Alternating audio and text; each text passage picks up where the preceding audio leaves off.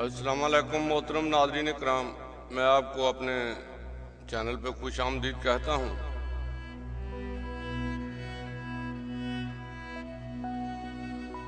سندھو دیش کی سازش کیا ہے اور حل کیا ہے؟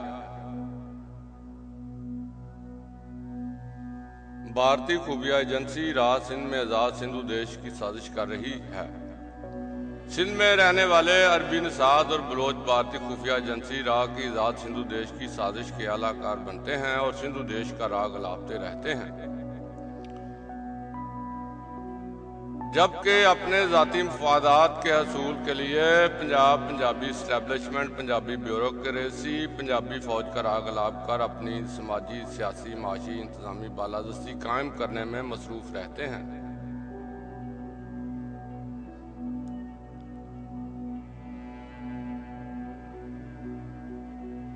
Pakistan Peoples Party P T آئی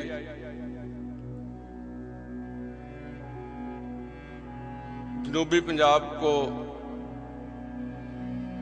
سرائکستان بنا کر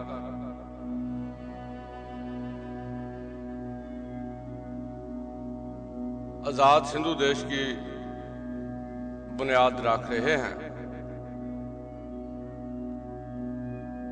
صوبہ سندھ اور سرائکستان مل کر سندھو دیش بنائیں گے۔ لسانی بنیادوں پر اگر صوبہ بنائیں گے تو پھر پاکستان توڑنے میں ان سیاستدانوں کا ہاتھ ہوگا،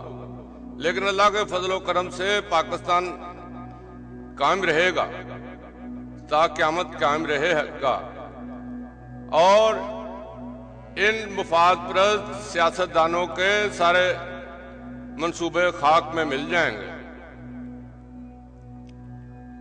اس لیے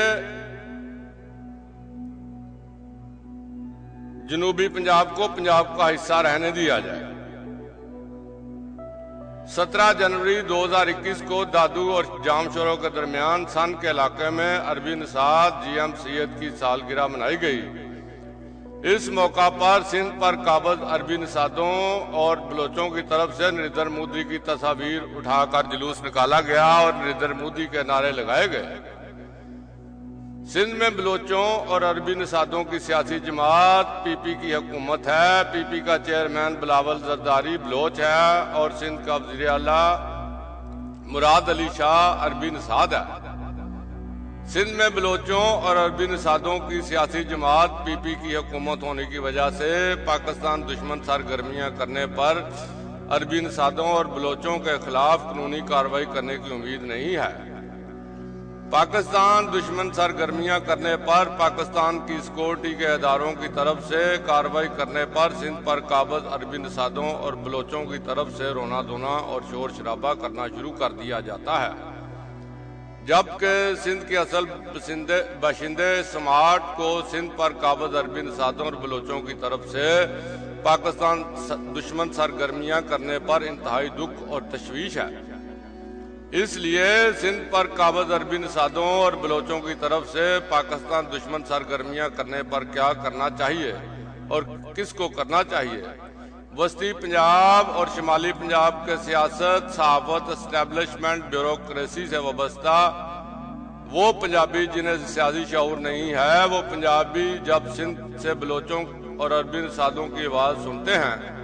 کہ بلوچ اور عربی نژاد سندھ کو پاکستان سے الگ کر کے سندھو دیش بنائیں گے، تو سیاسی شعور سے عاری ان پنجابیوں کے پسینے چھوٹ جاتے ہیں۔ وہ پنجابی خوف و ہراس میں مبتلا ہو کر بلوچوں اور عربی نژادوں کی منتیں کرنے لگتے ہیں کہ وہ پنجابی قوم کو ذلیل و خوار کرتے رہیں۔ سندھ میں آباد پنجابیوں کو سماجی، معاشی، سیاسی، انتظامی حقوق نہ دے کر دوسرے درجے کا شہری بنا کر رکھیں، بلکہ سندھ سے پنجابیوں کی زمینوں اور جائیدادوں پر قبضہ کر کے سندھ میں آباد پنجابیوں کو پنجاب بھیجتے رہیں، لیکن پاکستان سے الگ نہ ہوں۔ سیاسی شعور سے عاری ان پنجابیوں کو معلوم ہی نہیں ہے کہ سندھ اصل میں سماٹ قوم کا علاقہ ہے اور کردستانی قبائل نے سماٹ قوم کی زمین پر 1783 میں قبضہ کیا تھا، جبکہ کردستانی قبائل سے پہلے عربی نژاد نے سماٹ کی زمین پر قبضہ کیا ہوا تھا۔ سندھ میں بلوچ نژاد اور عربی نژاد اب سندھی قوم پرست بنے ہوئے ہیں، لیکن پاکستان کے قیام سے پہلے بلوچ نژاد اور عربی نژاد سندھی قوم پرست نہیں بلکہ مسلمان قوم پرست تھے۔ مسلم جذبات کو اشتعال دے کر کے ہندو سندھیوں کو جو کہ سماٹ تھے بلیک میل کرتے تھے۔ پاکستان کے 1947 میں قیام کے بعد پاکستان کا وزیر اعظم یوپی کے اردو بولنے والے ہندوستانی لیاقت علی خان کے بن جانے سے اور کراچی کے پاکستان کا دارالخلافہ بن جانے کے بعد ستمبر 1948 میں پاکستان کی گورنمنٹ سروس میں انڈین امیگریشن کے لیے 15% اور کراچی کے لیے 2% کوٹا رکھ کر لیاقت علی خان نے یو پی سی پی سے اردو بولنے والے ہندوستانی لا کر کراچی، حیدرآباد، سکھر، میرپور خاص، نواب شاہ اور سندھ کے دوسرے بڑے شہروں میں آباد کرنا شروع کر دیے اور ہندو سماٹ سندھیوں کو سندھ سے نکالنا شروع کر دیا۔ اس عمل کے دوران سندھ کے مسلمان سماٹ سندھیوں نے تو مزاحمت کی، لیکن بلوچ نژاد اور عربی نژاد اشرافیہ نے وزیر اعظم لیاقت علی خان کے ساتھ بھرپور تعاون کیا۔ سندھ کے اصل باشندے سماٹ سندھی پہلے ہی اکثریت میں ہونے کے باوجود صدیوں سے بلوچ نژاد اور عربی نژاد کی بالادستی کی وجہ سے نفسیاتی طور پر کمتری کے احساس میں